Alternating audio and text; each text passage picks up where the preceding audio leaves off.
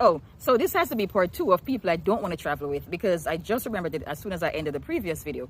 People I don't want to travel with, part 2. I don't like people who don't want to take pictures. I don't get it. Why are you here? Why did you come to this place? And I don't want to hear nothing from nobody about absorbing and enjoying. I can't enjoy it if I don't have any pictures. I'm a Gemini. When I get home, I'm like, okay, next place. If I don't have the pictures, I will not even know it happened. So I'm taking a million pictures, and I'm going to keep them in my phone until Google tells me that I have to buy more storage. But I'm taking the pictures. Another thing I don't like, and I'm not going to fault anybody for this, but not wanting to be like dressed up. You don't have to dress up on your trip. That's perfectly fine. But I want us to dress up on my trip. So if you're coming on a trip with me, let's look fancy. Let's dress up, especially. And then the person who doesn't want us to take pictures, like, I'm willing to take 1,000 pictures of you. The people who like, I don't like taking pictures. I don't want to take any pictures.